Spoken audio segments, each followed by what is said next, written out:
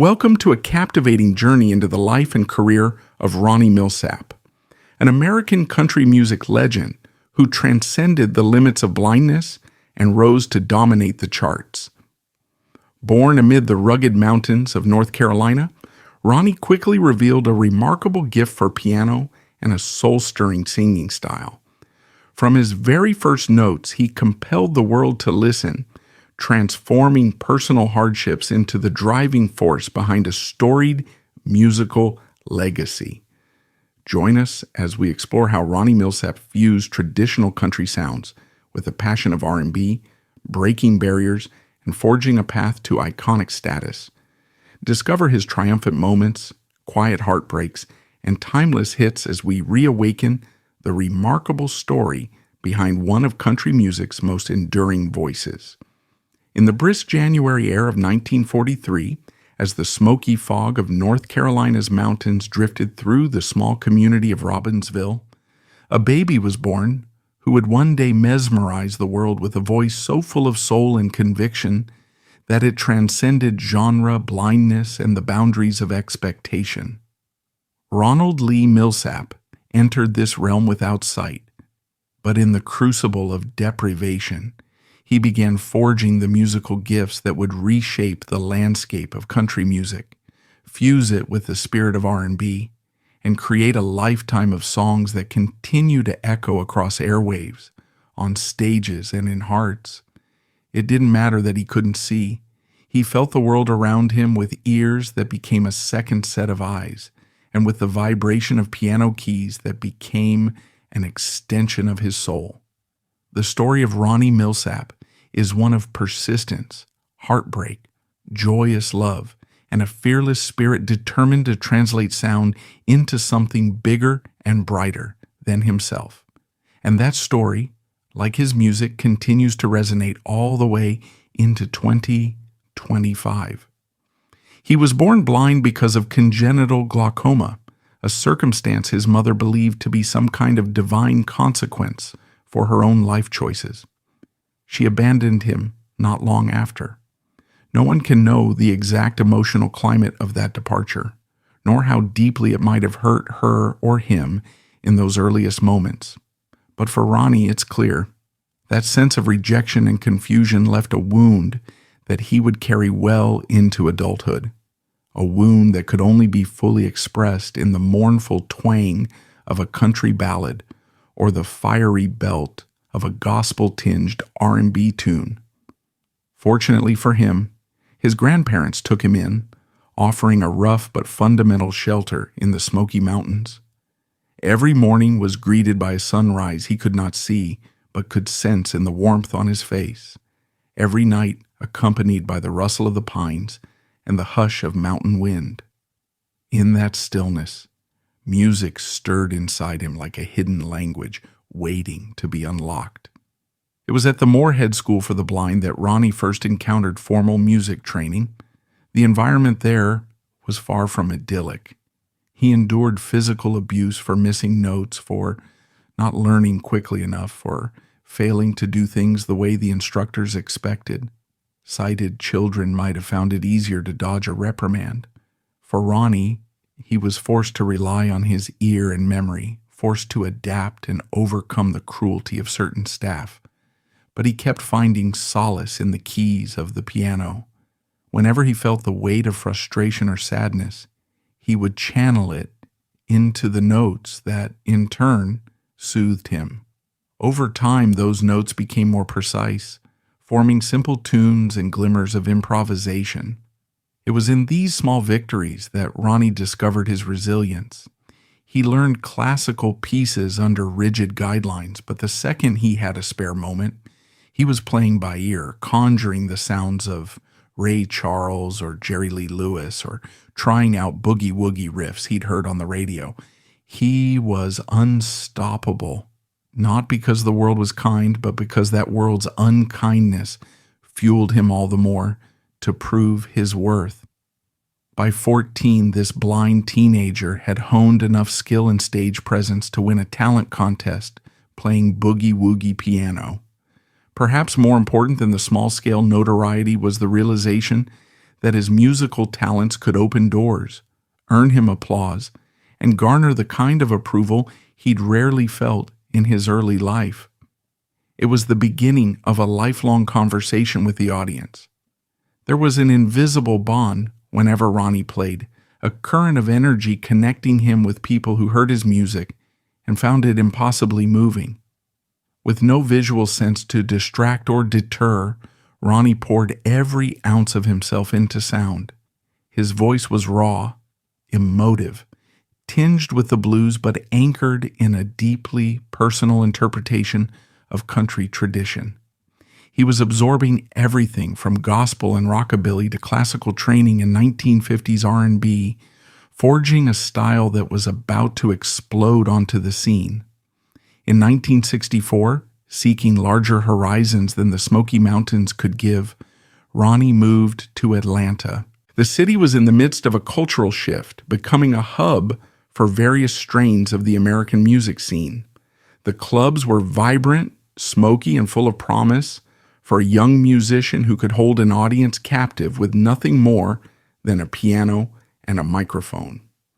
During that period, Scepter Records signed him, recognizing that beneath the surface was a diamond in the rough. In 1965, he recorded Never Had It So Good, a soul single that flirted with modest success on the R&B charts. It wasn't a smash, but it was evidence that Ronnie's brand of soulful vocals and keyboard dynamism had potential beyond local talent contests. A pivotal moment occurred in 1969 when Elvis Presley recorded some tracks in Memphis. Ronnie was invited to play piano. In the swirl of that legendary Memphis environment, Ronnie's hands danced across the keys, while Elvis laid down vocals. Ronnie contributed to the creation of Kentucky Rain, which saw a Billboard listing in 1970. While it was Elvis's name on the record, any seasoned musician who was part of the session would remember Milsap, this blind pianist who had an uncanny ability to find the right chord voicings, the subtle flourishes that gave the King's recording extra magic. It wasn't just a studio gig for Ronnie. It was a turning point that would soon lead him to consider the country music capital of the world, Nashville. By 1972, Ronnie decided it was time to stake his claim in a city that ate, slept, and breathed country music. Nashville was intimidating. There was no shortage of world-class guitar players, fiddle players, vocalists, and songwriters vying for attention. And still, when Ronnie Milsap walked into RCA Records, the folks there saw not merely another aspiring artist. They saw a man who had lived music, who channeled country, R&B, and soul all at once. He signed with RCA, and in 1973, his debut country single, I Hate You, climbed to number 10 on the country charts. Suddenly, everyone was forced to pay attention. Critics and fans alike were taken with his soulful voice, reminiscent of Ray Charles's emotive style, yet undeniably country. It was that perfect blend, a sweet spot between Southern sincerity and guttural soul expression. Not long after, he scored his first #1 with Pure Love in 1974, a moment that announced Ronnie Milsap was here to stay. In the swirl of newfound fame, Ronnie also had a profound anchor in his personal life. He'd met Joyce Reeves at a Georgia dinner party in 1964, and they married in 1965. Joyce quickly became a cornerstone of his existence, offering him guidance in everything from day-to-day logistics to overall career decisions. She was not merely a supportive spouse, she was an integral part of the Ronnie Milsap phenomenon. She believed in him when record executives hesitated, and she helped manage his career when the pace became frenzied. Their marriage spanned decades, a rare partnership in an industry notorious for fleeting relationships. Throughout the mid-1970s, Ronnie had a rapid succession of hits. I'd Be, A Legend in My Time, soared to #1. won in 1974, establishing the pattern of unstoppable chart success. Fans gravitated to his stirring, heartfelt approach to country music. He was forging a path that few others could have navigated, bridging the gap between traditional country audiences and those who craved the melodic sensibilities of pop and R&B. He joined the Grand Ole Opry in 1976, an honor that in itself conferred a kind of immortality in the eyes of diehard country fans, and he racked up CMA awards, including Male Vocalist of the Year in 1974, 1976, and 1977, as well as Album of the Year for A Legend in My Time in 1975.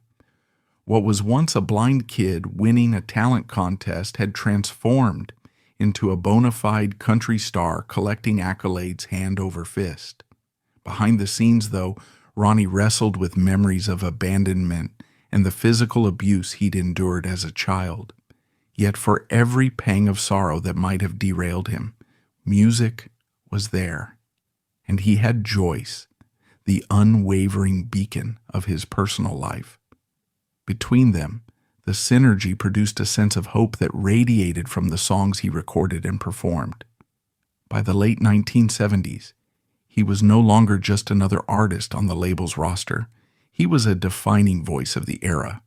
Tracks like Daydreams About Night Things, 1975, and the achingly romantic It Was Almost Like a Song, 1977, cemented him as a master of the sensitive storytelling approach that country fans held dear. But Ronnie was not content to remain exclusively in the country realm. As the 1980s dawned, he set his sights on crossover success. He had always idolized Ray Charles, a musician who blurred boundaries between gospel, blues, country, and pop in a way that changed American music. Ronnie believed he could do something similarly unifying. Indeed, Smoky Mountain Rain, released in 1980, hit #1. Won on the country charts and cracked the top 40 on the pop side, eventually peaking at number Irbati Nangavde. His voice on that track was saturated with longing, the spirit of the Smoky Mountains, and a soulful undertow that captured the attention of people far beyond the confines of country radio. From that point on, it seemed every time Ronnie entered the studio, he left with another hit. There's No Getting Over Me, soared to #1, won on the country charts in 1981, and landed in the top 5 on the pop charts. At the peak of its popularity, you could walk into a grocery store, a diner, or turn on a pop music countdown and hear Milsap's resonant tenor proclaiming that there was indeed no getting over him. By 1982, Any Day Now, a cover of a classic R&B song, again topped the country chart and edged into the pop top 20. He was unstoppable, bridging audiences in a manner few country artists had achieved before. Meanwhile, his greatest hits album, 1980, went double platinum, signifying over 2 million copies sold. This was a heady time, and each successive accolade seemed only to spur him on to greater achievements. It wasn't just the charts that recognized him. Ronnie accumulated 6 Grammy Awards over the course of his career. The first came in 1975 for Best Male Country Vocal Performance with Please Don't Tell Me How the Story Ends. And that same category saw him triumph again with I'm a Stand By My Woman Man in 1977. As his star rose through the 1980s, he collected further Grammys, including one for Lost in the 50s Tonight in 1986, a song that epitomized his ability to invoke nostalgia while keeping the pulse firmly in the present. The Lost in the 50s Tonight album also brought him multiple Grammy wins in 1986 and 1987. Television beckoned. He made appearances on Solid Gold and The Tonight Show, showcasing a personality that was as warm and appealing as his music. Country, pop, and R&B fans found common ground in Ronnie's performances. He was a unifier, a living testament to what happens when an artist refuses to be pigeonholed. Off stage, Ronnie navigated the complexities of fatherhood. He and Joyce had a son, Todd, born in 1968. Just as Ronnie had followed his passion for music, Todd would eventually pursue music production.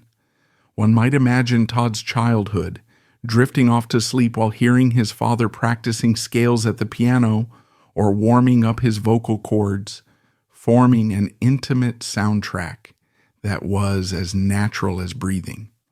Over the years, Todd grew close to his father, not just in a familial sense, but in the shared language of music. Sadly, Todd would pass away in 2019 at the age of 50 from complications related to diabetes. It was an immeasurable loss for Ronnie, who had already known heartbreak in his early life, but had discovered real stability through Joyce and Todd. In some ways, Todd's passing reignited the old sense of grief that Ronnie had harbored for years. He dedicated the Duets album to Todd's memory, pouring all the heartbreak of a father's love into every note. Ronnie's adventurous spirit wasn't limited to the studio or the stage. In 1982, on a plane traveling for a tour date, the aircraft experienced engine failure. An emergency landing in Tennessee ensued, and while there were no injuries, the scare deeply impacted Ronnie and his touring crew. It was a sobering reminder that a life on the road comes with inherent risks. Yet, in true Ronnie Milsap fashion, he emerged from that incident more determined than ever to keep playing, keep recording, and keep telling his story. For him, any brush with mortality seemed to reinforce the urgency of music making, his gift and his mission. With the onset of the 1990s, mainstream country music was shifting toward newer stars, but Ronnie remained a relevant figure, releasing Back to the Grindstone in 1991. It reached #1, 9 on the country charts, and that same year, Turn That Radio On became his last #1. While it marked a symbolic passing of the torch to younger generations, Milsap continued to record and perform. By then he had amassed 35 numbers, 1 country hits, a record of staggering achievement. As the industry changed, and as younger artists like Garth Brooks and Alan Jackson rose to prominence, Ronnie segued into a more enduring legacy role. He never lost his passion. Whenever he stepped on stage or into a recording booth, the same blind boy who learned boogie-woogie piano at 14 reemerged, raring to break hearts and bring joy through the power of song. In 1998, Ronnie founded the Ronnie Milsap Foundation, aiming to support music education for the blind. Over the next few decades, the organization raised millions of dollars, opening new possibilities for countless young people who, like Ronnie once did, aspired to shape their life's purpose through music, despite blindness. It was a cause close to his heart. In interviews, he spoke of how the piano gave him hope and direction in a world that often underestimated him. Through his foundation, he wanted to light that spark in others, showing them that no matter the circumstances, talent and determination could illuminate even the darkest day. The mid-2000s saw Ronnie battling health complications. He underwent heart surgery in 2005. While surgery of that nature can sideline artists for extended periods, Ronnie bounced back with remarkable vigor. His unstoppable spirit manifested yet again when he resumed Opry gigs, refusing to let health hurdles stifle his musical calling. Into his 70s, he began facing hearing loss, a cruel twist of fate for someone whose entire life rested on the primacy of sound. But modern technology, hearing aids and advanced in-ear monitors, helped him adapt. If you saw him in those years, older but still spry, you might catch him tapping the edge of the piano bench, adjusting his ear equipment with a practiced hand, and then diving into a performance that brought the crowd to its feet. Over the years, Ronnie lost many mentors and colleagues. The passing of Ray Charles in 2004 was particularly heartbreaking. Ray had been, in Ronnie's own words, a second father, someone who showed him how soul music could flow seamlessly into country if guided by authentic emotion. Charles's death was both a personal and professional loss for Ronnie, but it also spurred him to keep that legacy alive in his own recordings and performances. In an interview with Rolling Stone around that time, Ronnie spoke at length about how Ray's fearless crossing of musical genres inspired him back in those early days at Moorhead School for the Blind, when he'd listened to Ray's records and gleaned the idea that music wasn't a set of rigid boundaries, but rather a fluid continuum. Ronnie's discography and accolades would later earn him a well-deserved induction into the Country Music Hall of Fame in 2014. That evening, many of his peers, including Dolly Parton, Willie Nelson, and Vince Gill, offered tributes. They spoke of how Ronnie had changed the game by injecting raw soul into the country format, and how his chart-topping success across multiple genres paved the way for future crossovers. The applause and tears at that ceremony signaled an acknowledgement of a life's work, the forging of a legacy so powerful that it would be studied and celebrated by future generations of artists. Even as the 2010s turned into the 2020s, Ronnie continued to appear at the Opry. He might have slowed down physically, semi-retired from touring in 2021, but the spark remained. In 2019, he released the Duets, collaborating with luminaries such as Willie Nelson and Dolly Parton. The album reached #1, 12 on the country charts, a testament that even after half a century, people still wanted to hear Ronnie's voice. The Duets also carried emotional weight dedicated to the memory of Todd, marking it as both a professional triumph and a personal requiem. Through social media, Ronnie became something of a beloved elder statesman. Fans would see pictures of him backstage at the Opry, Joyce by his side, the two of them sporting warm smiles that reflected decades of partnership. Occasionally, Ronnie would post or speak about how important it was to keep performing. At his 80th birthday celebration in 2024 at the Opry, he treated the audience to a performance that, by all accounts, still had the signature Ronnie Milsap flair. His voice might have aged, but it was no less soulful.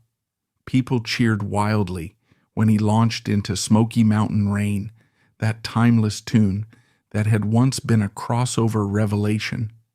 In that moment, time seemed to collapse, and the audience became a tapestry of older fans who remembered him from the 70s and 80s, and younger listeners who had discovered him through streaming platforms, seeking authenticity in an era often dominated by digital gloss.